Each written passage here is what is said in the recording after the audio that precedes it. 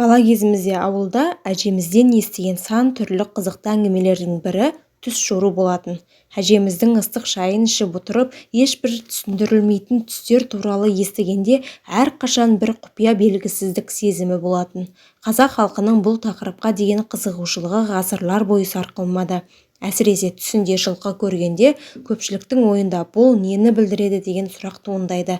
Жылқы қазақ үшін қасиетті жануар, сондықтан бұл түс халқымыздың назарын ерекше аудартады. Түс жоруында жылқы ерекше орын алады. Жылан көрсең дұшпан, жылқы көрсең жақсылық деген сөздер жиі айтылатын.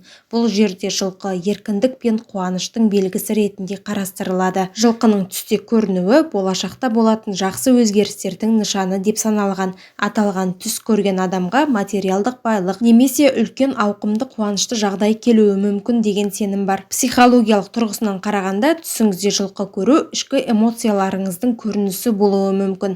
Жылқы азаттық, қозғалыс және батылдықпен байланысты. Сондықтан мұндай түс сіздің еркіндікке деген құштарлығыңызды көрсетеді. Психологтар мысалы түсінде шабандоз болып жүрген адамның өмірде батыл шешімдер қабылдауға даяр екендігін атап өтеді. Мифологияда жылқы архетиптік образ ретінде жиі кездеседі. Түркі елдерінде жылқы тектіліктің, мәрттіктің символы болып табылады. Әлемдік мифологияларда да бұл жануар ерекше мәртебеге ие. Мысалы, грек мифологиясындағы Пегас қанатты жылқы ретінде белгілі. Жылқының адамзат санасындағы осындай терең мәні бұл түс көрінісінде өзінің батылдық пен ізгілік іздерін қалдыруы мүмкін. Исламда жылқыны көруді де әртүрлі жолмен түсіндіруге болады.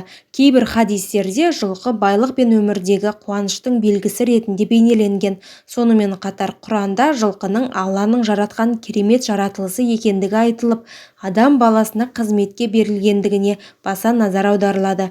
Сондықтан түсінде көрінген жылқы адамның ішкі тыныштығы мен сыртқы өміріндегі жақсылықтардың нышаны ретінде қабылдануы мүмкін. Әр адамның өмірлік тәжірибесі мен эмоционалдық күйі түсіндегі бейнелерге әсер етуі мүмкін.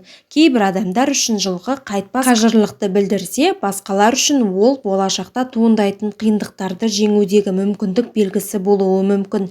Егер түсіңізде жылқы көрсеңіз, күнделік жүргізіп, ол туралы ойлар мен сезімдерді жазып отырыңыз. Бұл сізге өз көңіл күйіңізді түсінуге және өмірдегі маңызды шешімдерді дұрыс қабылдауға көмектеседі. Түс жору бізге өз ішкі әлемімізді тереңірек түсінуге мүмкіндік береді. Жылқы көру түсіңізде көрінгенде, бұл тек жақсы жақтарға бағытталатын өзгерістер мен мүмкіндіктерге белгі болуы мүмкін. Халықтық, психологиялық, мифологиялық және исламша түсіндірмелер арқылы өміріміздегі осындай ерекше сәттердің маңызы тереңірек ұғынып, өз болашағымызды жақсырақ көруге талпыныңыз. Болашағыңызға жауапкершілікпен қарап, әрбір сәттің құндылығын бағалай біліңіз. Бүгінгі берген ақпаратым осымен аяқталды. Видео ұнаған болса лайк басып, пікір қалдырып, достарыңызбен бөлісіп, каналға жазылып және жоғарыда тұрған қоңыраушаны басып қоюды ұмытпаңыздар. Видеоның соңына дейін қарағандарыңызға рахмет. Сіздермен болған Түс жору каналы.